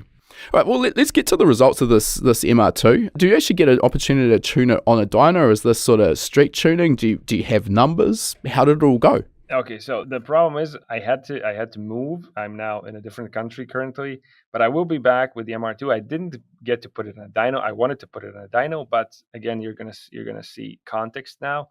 In my city, which is the capital of my country, there is one dyno, and that dyno, when I wanted to do it, it was sold, and the guy sold it as a used dyno to like a totally different city. And he's now waiting for the new dyno. I'm hearing he's still waiting for a new dyno from, I think, Germany. It's been 3 months now. So I didn't get to go on a dyno. So what I did is, I mean, this is pathetic. It has zero value, but it's something. I did like a street dyno session with one of those cell phone dynos that uses the accelerometers, the G sensors in the cell phone to measure. It worked, the same one that I used before.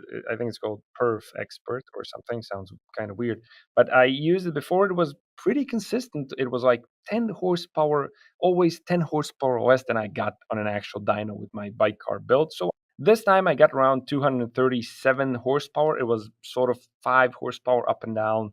I did about 5 runs. So I'm at around 200 something horsepower with 14, I think 14.5, 14.4 psi of boost, which is basically just what's on the stock wastegate spring of the max speeding rods, my little budget turbo, which I like. I like the budget turbos because they're very budget friendly, and you get to put a turbo on the engine and see what it actually feels and performs like, and it gives you this opportunity to test without spending, a lot of money. I have a lot of friends and acquaintances who cashed out massive amounts for a GTX, for a Borg Warner, EFR, the best kind of stuff. They put it on the car and they hated it. It's an expensive mistake to find you've got the wrong size turbo. But many people build for the street. They build for the street, but they get inspired by motorsport, YouTubers, or I don't know, something, and somebody convinces them, this is what you need. This is going to get you the power. This is going to hit, and it gives them this peaky car that like explodes at 6,000 RPM, and there's a dog everywhere else. Yeah, and it's fast, right, in a straight line, but driving it through corners, and these people want to drive through corners. We have some amazing roads if you want to drive through corners, and there's zero traffic on them like 99% of the time. And these cars, they end up sucking on this. So these people take these turbos and then try to sell them. And it's really hard to sell them because nobody wants to buy something so expensive that's used. So that's why I went with the budget thing. And I put it on because I think that a GT28, this is basically a clone of, an old school Garrett GT28. I thought it would be big for a 1.6. And it is as sort of what I expected. It starts pulling up at around 3.94, which is kind of late, but it is good enough. I'm revving to 7,000, and when you're actually in the corners, it is very satisfying. You can keep it at boost 80% of the time, so I'm pretty happy, and I have to say, pretty impressed with a turbo that basically costs $200, $300, which is, to me, is mind-boggling. Wow, that's a lot of turbo for the money. Yeah, it's incredible. So a couple of points I'll just add into this. I think, I've discussed this time and time again, but it is so important to focus on. I think these days there's a real disconnect between people building cars and their actual experience driving the type of car that they're trying to build. And it's very easy to watch YouTube channels with, cars making 1,800 horsepower. You read blogs, read magazines back in the day, and all of these cars, to be feature worthy, have probably got massive power output. That the reality is that's fine for a certain application, but for a street car, the power is much less important than a wide power band, and getting something that's sort of peaky and doesn't start really producing usable boost until after 6,000 RPM, it's fun for a little squirt, but particularly through any windy corners where you need a wider power band, the car will be an absolute slug. So I think that's important to sort of mention there.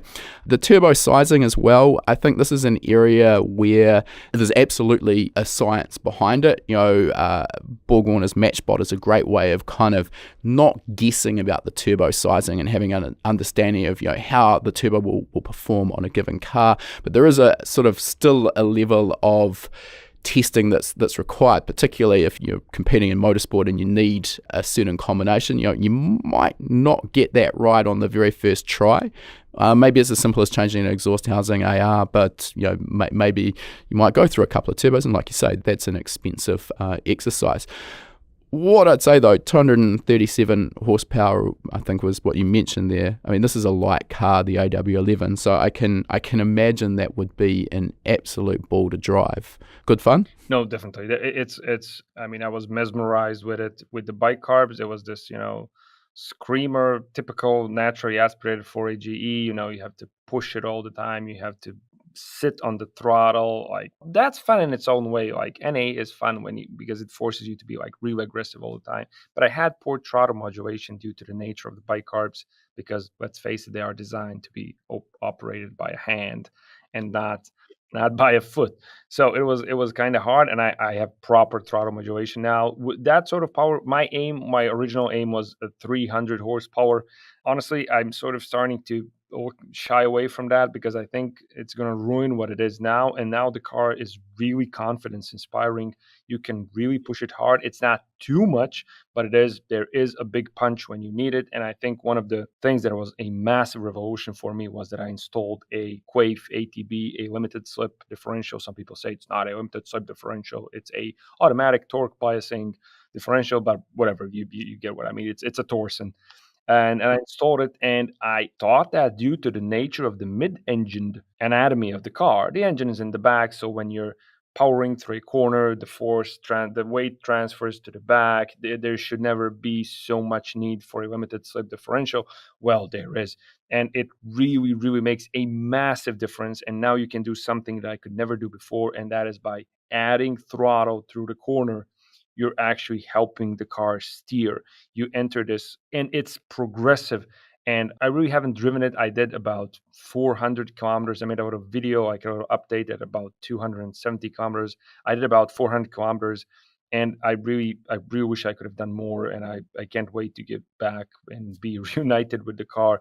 But through the corners, you can do this, what you can't do before. And it really eliminated this tendency of the AW11 chassis to feel sort of snappy and twitchy when you're near the limit. Somehow, I'm not 100% sure, because I'm not yet totally invested in the suspension. Everything is still this enthusiast level street testing, and then fixing that. But I keep it at that level because I don't have a choice, and also because I think it helps also make that part of my content realistic and relatable. And it's amazing to see motorsport level stuff and be inspired and strive towards that. But when you're on an enthusiast level, you are constrained by these things, budget and stuff. And I mean, I think that is, as you say, relatable though, because 99% of people out there don't have an unlimited budget to throw at their build. So it's all about what you can do with your resources to get the best possible result. So, hence, as you say, the cheap entry-level turbo, but, it might not be a Borg-Warner or a Garrett, but it's still getting a pretty stand-up result. Let's move on. I had a list of your more popular videos that, as I mentioned earlier, sort of getting up around that sort of 5 million plus views that I kind of wanted to dive into. We've sort of already briefly gone over the horsepower and torque, but there are a couple of others that I'll see if we've sort of got time to go through.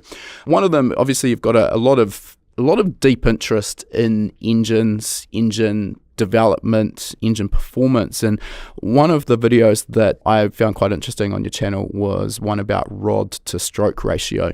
And I think this is another one of those relatively obscure sort of terms that people don't understand or don't even really understand exists. Can you talk us through it? What's important about the rod to stroke ratio? I guess start with what is it? Sure. I mean, what I just want to add is that in general, a lot of my videos, one of the popular ones, are sort of feed on my obsession with, it's not just about building engines, but for me, it's engine anatomy and engine geometry. And these things, at some point, I really got deep into it, and like engine balance. Many of these stuff for an enthusiast really don't matter. I mean, you're never going to modify your rod to stroke ratio as an enthusiast. I think 90% of the people won't touch it. They won't move the pin and the piston. They won't get a stroker kit. Many of them just won't do any of that, but it's still really nice to be able to wrap your head around it, because once you wrap your head around it, it really helps you understand even better how an engine works. And then you research your own engine's rod to stroke ratio, and it tells you something about your engine. Well, I'll just interrupt there. I'd say that indirectly, I reckon a fair few enthusiasts are modifying their rod to stroke ratio, and they're doing it by necessity, and they're making it worse. And what I'm talking about here is stroker kits, because typically, with very few exceptions, stroker kits are a popular option for a number of engines, and ultimately, because of the increase in stroke and the fixed geometry of the deck height of the block, you are inevitably going to end up with a worse rod to stroke ratio than you did with the stock crankshaft. So I digress. Let's get back to what you were saying, though. Sure. I mean, basically the whole deal with the rod to stroke ratio, I mean, as the name says, it's the ratio of the length of your rod to the length of your engine stroke.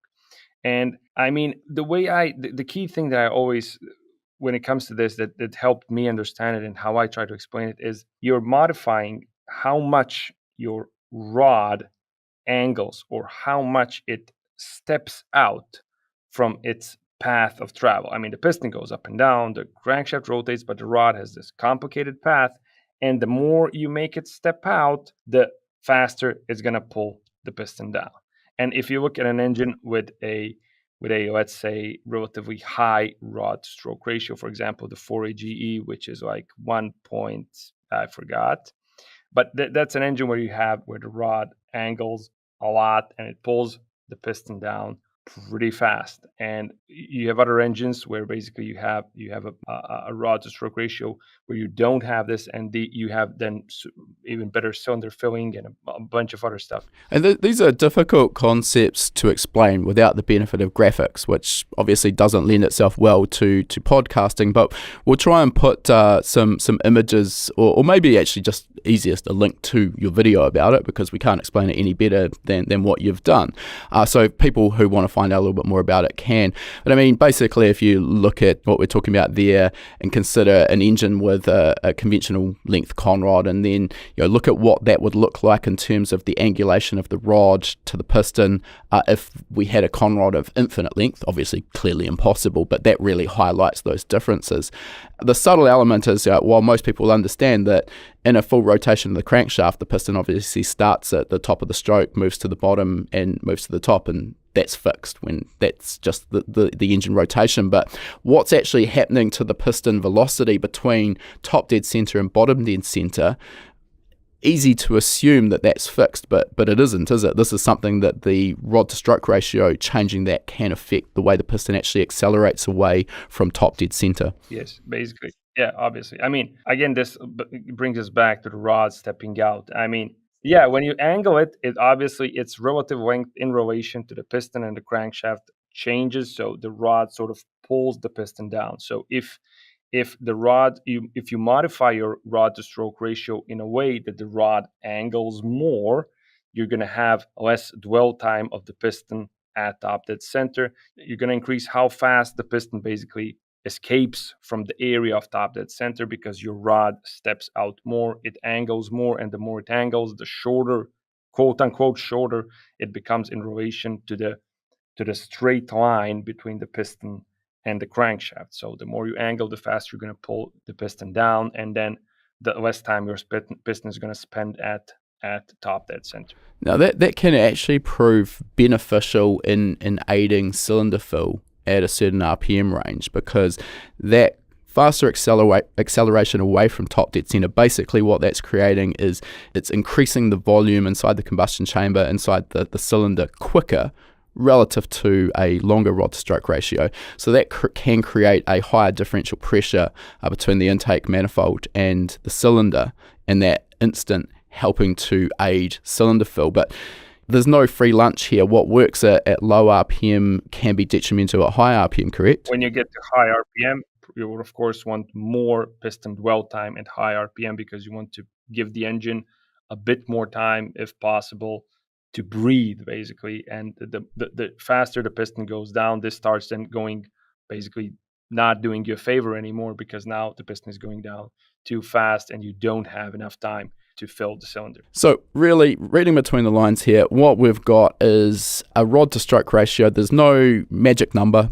It's dependent on the design of the engine. And if we've got something that's low revving, probably we're going to find that will have a lower rod to stroke ratio. But if we're looking at maybe a sport bike, or maybe again coming back to our F1 example earlier, much longer rod to stroke ratio, optimized for that high RPM performance. One thing I will point out as well is that it's difficult to alter the rod to stroke ratio on a factory engine, because like I said, we're kind of fixed with the deck height of the block kind of defines, really we've got to fit the ring pack onto the piston, and that in turn defines how high in the piston the wrist pin can fit, which is the compression height.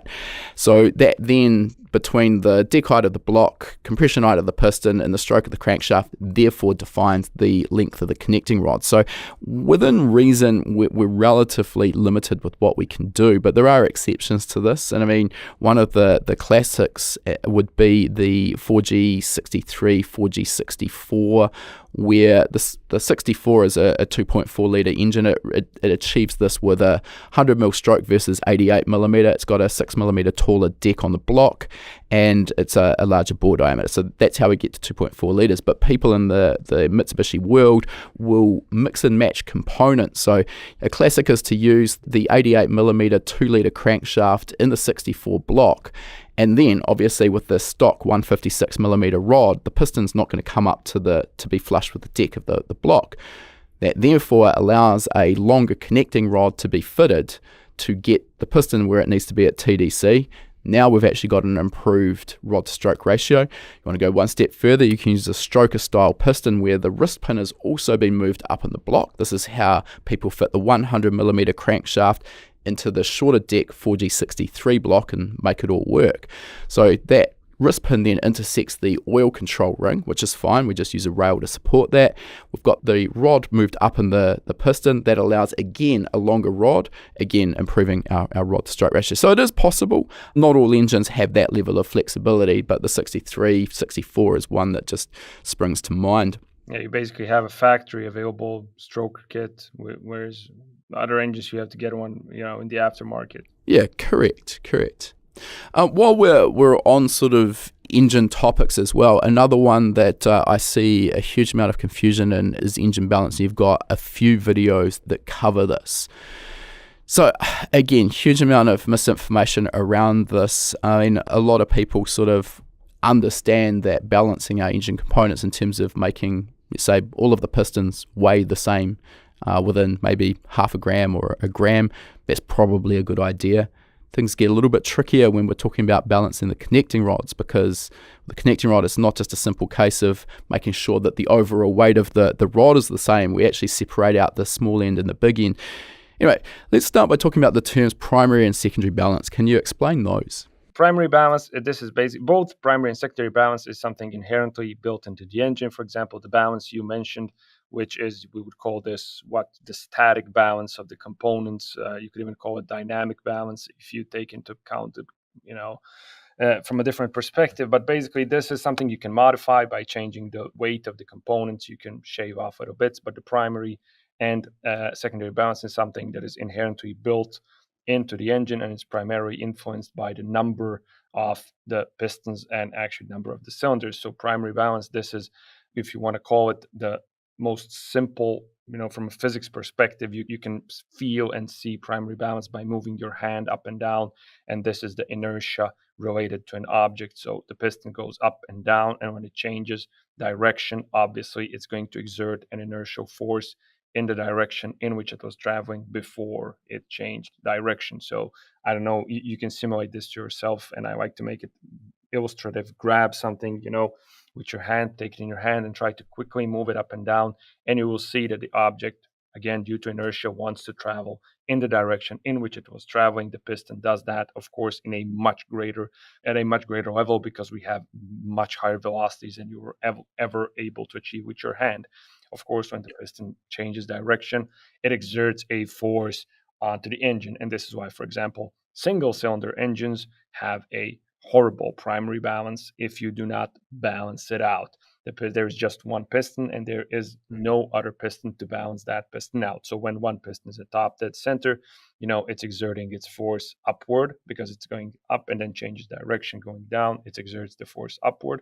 And this is why in a single cylinder, if you take a motorcycle engine apart, you're going to find some sort of either counterweight or another form of balancing that counteracts that force and keeps the engine balanced. In some cases, this creates a rocking moment because you have these two forces which are pointing, they are canceling each other out, but they do have a distance between them, basically a horizontal, or you could say, horizontal displacement between these two forces, and this then tries to sort of twist the engine around. So you get two cylinders, one goes up, the other goes down. You can achieve sort of a perfect primary balance. Again, quote unquote, perfect balance, because it's not going to be perfect. The only way, the smallest number of cylinders that you're going to need with a conventional engine to have perfect primary balance is going to be 4, because you have 2 going up, 2 going down, and there's no rocking moment because the 2 inner ones and the 2 outer ones, they will cancel each other in a way that they try to twist the engine, but they're sort of trying to, and this is going to sound stupid, but they're trying to break the engine, in half, but you don't have that. It's not a rocking moment. You can't break the engine in half. There's no imbalance of that kind. Now, secondary balance again brings us back to our rod stepping out. So as the rod angles, as the piston goes from top dead center to 90 degrees of engine rotation, the rod gets ever more angled. It steps out from its perfectly vertical position.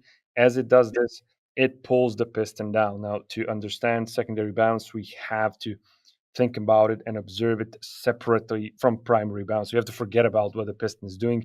We're just focusing on what the rod is doing to the piston. And as the rod angles, as it steps out, it's pulling the piston down, which means that the rod itself is creating this angling of the rod is creating a little force. Now, secondary forces are much smaller than primary forces, but they still exist. They're about 1/4. Usually, this is not very exact, but usually about 1/4 of primary forces.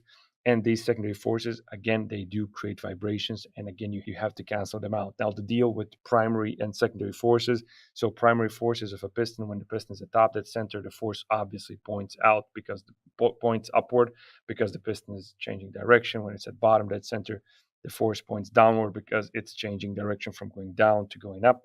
But secondary forces are different. When the piston is at top dead center, the force points up, but the force also points up at when the piston is at bottom dead center, because we are just observing the rod, and the rod is perfectly vertical. I mean, it's not perfectly vertical in reality, but it's very close to perfectly vertical at top dead center and bottom dead center, and it's fully angled at 90 and 270 degrees, which is why the secondary forces point down. So a inline 4-cylinder, for example, is going to have horrible secondary balance, but really good primary balance. However, the deal is that when I say horrible secondary balance, many people perceive this as something, oh, the engine is going to vibrate and it's going to fall apart.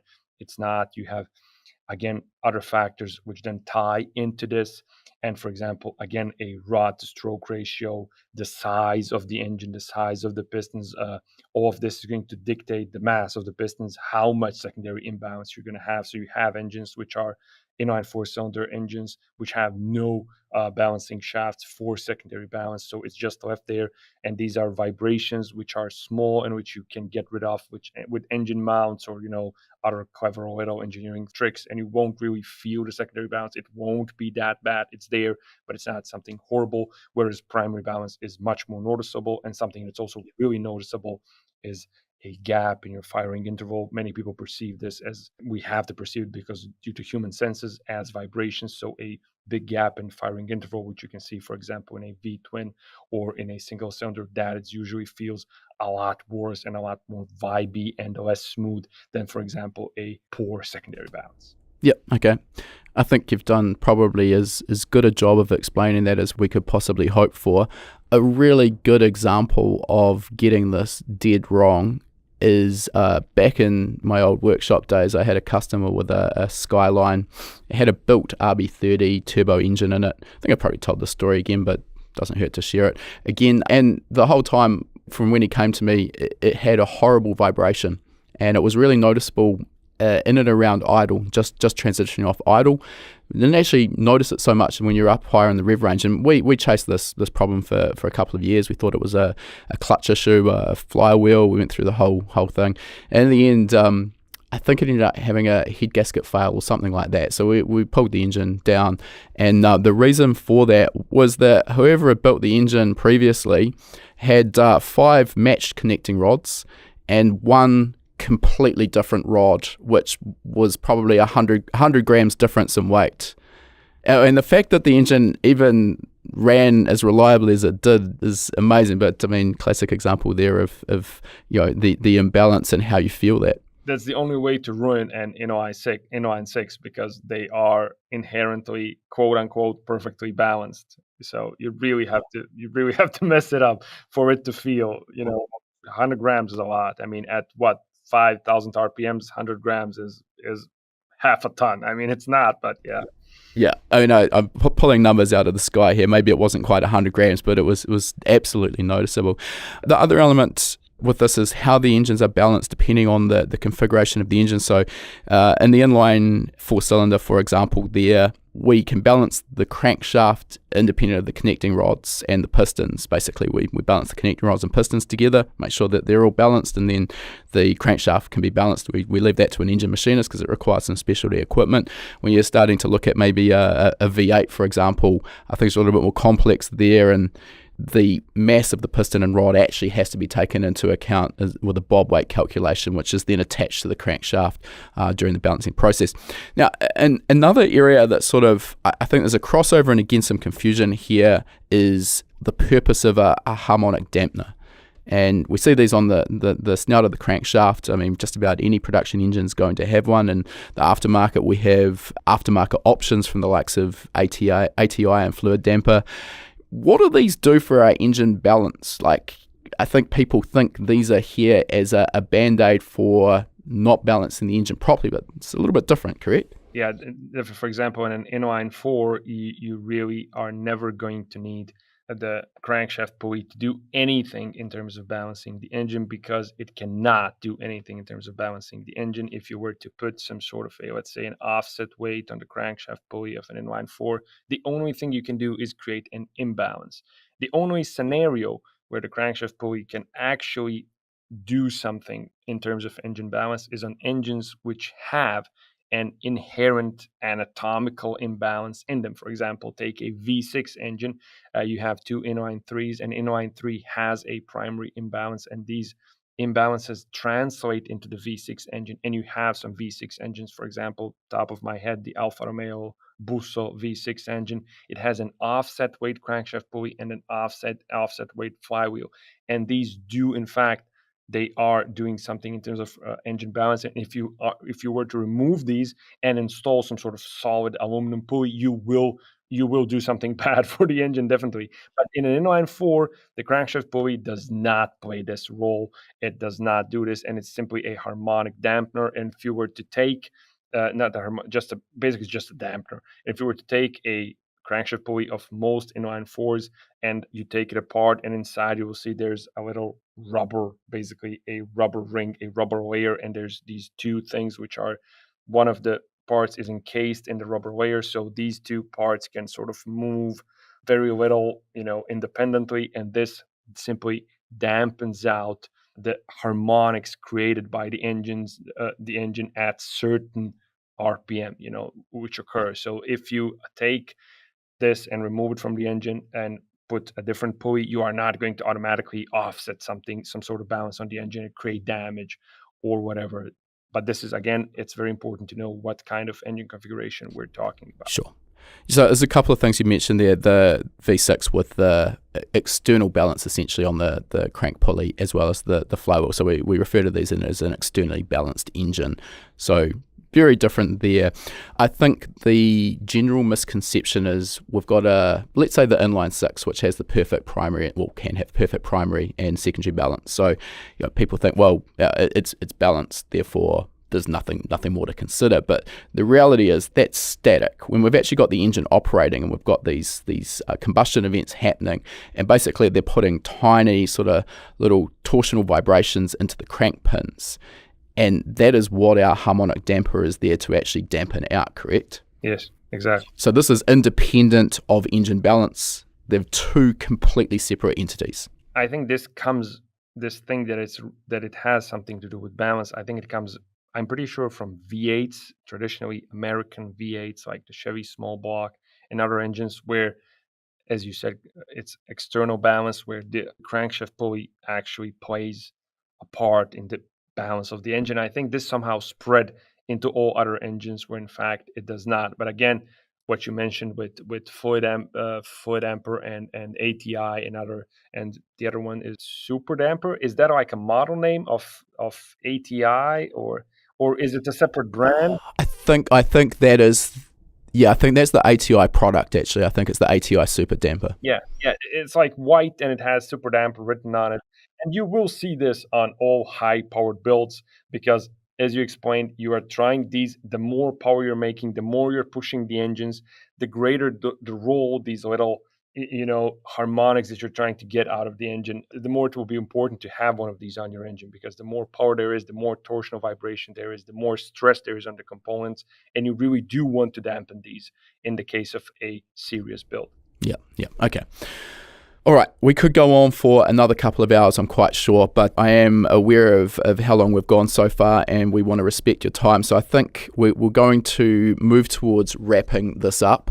And we have the same three questions. The first of these questions is, what's next in the future for you? And I mean, specifically here, Driving for Answers, you've seen a huge level of success. I think you're getting pretty close to 1 million subscribers, which is a huge achievement for any YouTube channel. What's the sort of 5-year plan for Driving for Answers? Where do you see yourself? First of all, yeah, thank you. I mean, that's a tough one. From one perspective, I want to keep everything as is and just keep improving the content and not really fundamentally change anything because I just want to keep exploring interesting topics within the realm of engineering, mechanical engineering, car and bike enthusiasm and stuff like that. I would like to introduce, I want to start a little series where I explore different kinds of engines. I recently made a video about Stirling engines. I want to even go back to, steam engines, I want to introduce a bit more tangible content to the channel in terms of these, because I talked a lot about these mechanical concepts and I did a lot of, diagrams and drawings. And I want to see sort of that, try and make it a bit into practice. I did this to an extent with my 4-stroke versus 2-stroke video. I cut basically a 4-stroke and a 2-stroke engine in half, 1 cylinders, and I like that. I have to like the video myself in order before it gets successful because I like all the videos that did get a lot of views. I didn't publish them until I liked them myself. So in the next 5 years, I don't think there's going to be fundamental changes. I'm going to try to improve the quality as much as possible and to try explore these little, side areas where I want to introduce slightly different, types of content with a bit more, let's say, tangible stuff in it, more relatable and not just green screen and graphs and stuff like that. But there's going to be, of course, green screen and graphs as well. Sounds good. More to look forward to. Next question, is there any advice you'd give to a younger version of yourself to help reach where you are today in your career faster? And I'm guessing here maybe 5 years of political work might not have maybe helped you towards your goal? Yeah, I mean, I like to think that everything, even things that you could see as losses and failures, I think they are lessons in some respect. And all of this time, maybe I wouldn't be passionate about, engineering and engines and cars as much if I hadn't suffered in that sense. It was an escape, it was a revelation, so maybe that's why I enjoy it still, and keep enjoying it maybe. But a piece of advice is, I don't know, question yourself less or maybe question yourself more. I'm not sure. Sometimes That's very conflicting. it, yeah, I'm not sure. I mean, some things should be questioned, but some others I shouldn't be overthinking. So it's completely useless advice. I'm probably the most useless, version of me from the future if I were to meet myself. I don't think I could help myself. So nothing good here. Sorry. I'll tell you what, I mean, because we talked about this earlier, and I think we've both experienced this. So I'll just mention here, which I already said, but I think the actual saying is, don't let perfection become the enemy of good enough. Yeah, true. It's so easy to fall into that trap of iterative improvements and, never releasing a video because you can make it better. And I mean, let's be honest, you're always going to be able to make it better. But is it good enough? Is it high quality? Does it get the topic out there? Let's put it out there and then let's learn from that and see the feedback. The other element there is I think that people that are looking at building a YouTube channel will also use that as an excuse to overcome their fear of putting it out and seeing how the public respond.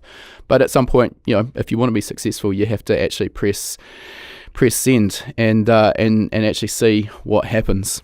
Next question, and our last question for today: if people want to follow you and see what you're up to, how they're best to do so. So what's your YouTube channel, your Instagram, etc.? Yeah, everything is Driving for Answers.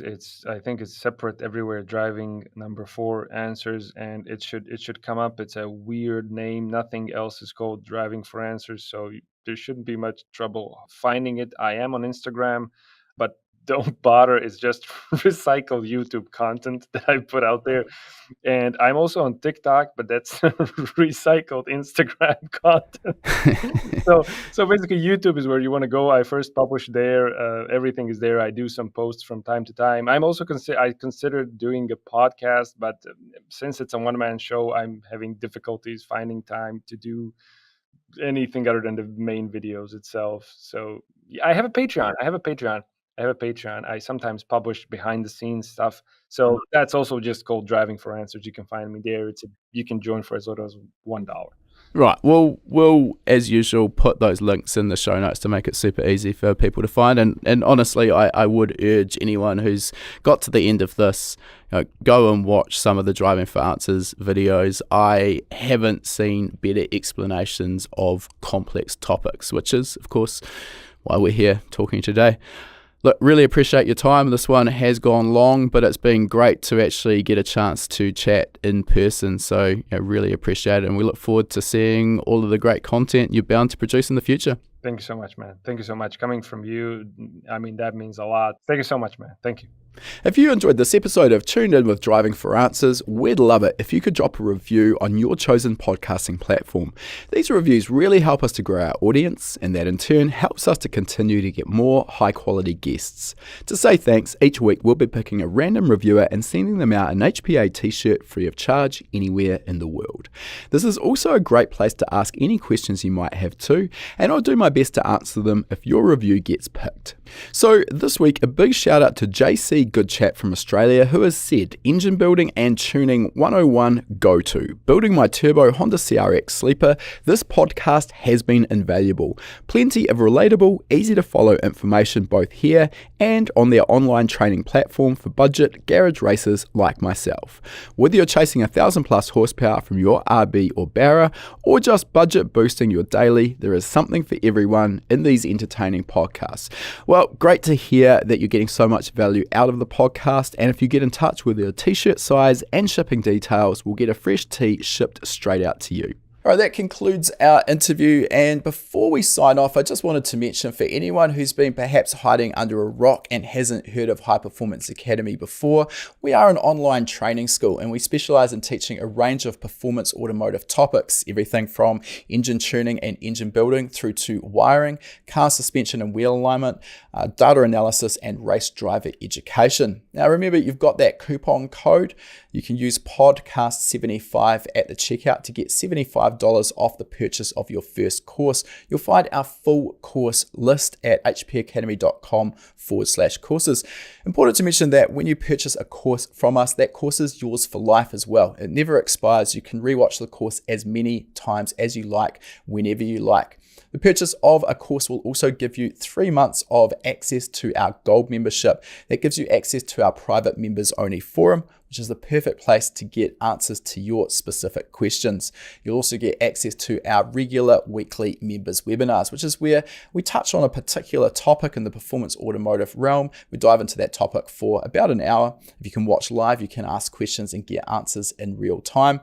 If the time zones don't work for you, that's fine too. You're going to get access as a gold member to our previous webinar archive. We've got close to 300 hours of existing content in that archive. It is an absolute goldmine. So remember that coupon code podcast75. Check out our course list at hpacademy.com/courses.